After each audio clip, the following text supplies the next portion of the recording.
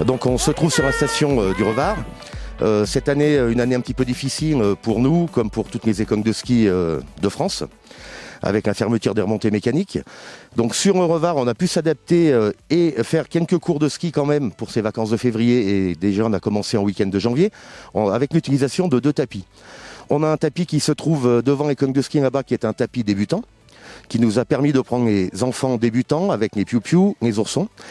Et on a l'utilisation de ce tapis qui est derrière moi, qui est un tapis avec une pente assez raide. Donc ce qui implique qu'on le voit d'ailleurs, les enfants sont obligés de déchausser pour monter sur le tapis, puisque la pente les ferait glisser en arrière s'ils montaient avec les skis.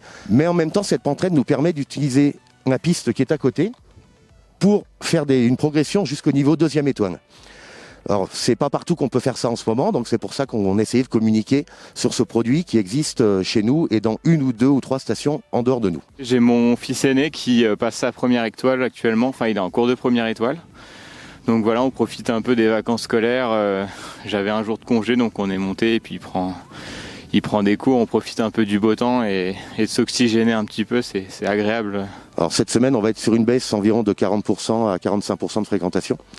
Mais on n'a pas la possibilité de toute façon de prendre plus de monde, puisqu'on a des jauges limitées sur nos tapis qui ne nous permettraient pas de prendre plus de monde que ce qu'on a actuellement. Donc sur ces 2 semaines-là, on va être un petit peu bloqué à cause du domaine skiable, qui est réduit. Ouais, ça va, ça se passe bien.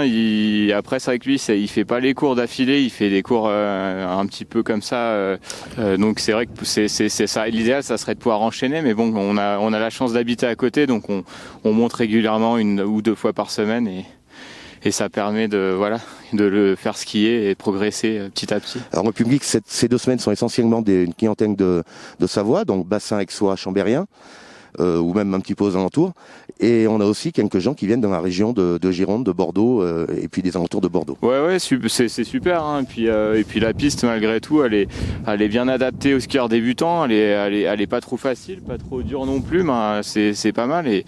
Et franchement, là pour eux, pour continuer la progression je trouve que c'est génial d'avoir ça à disposition. Oui, alors disons qu'on va dire qu'on a sauvé les meubles, entre guillemets. Ça a permis déjà que les enfants qu'on avait du bassin aixois, chambérien, ne perdent pas le contact avec le ski alpin cette saison.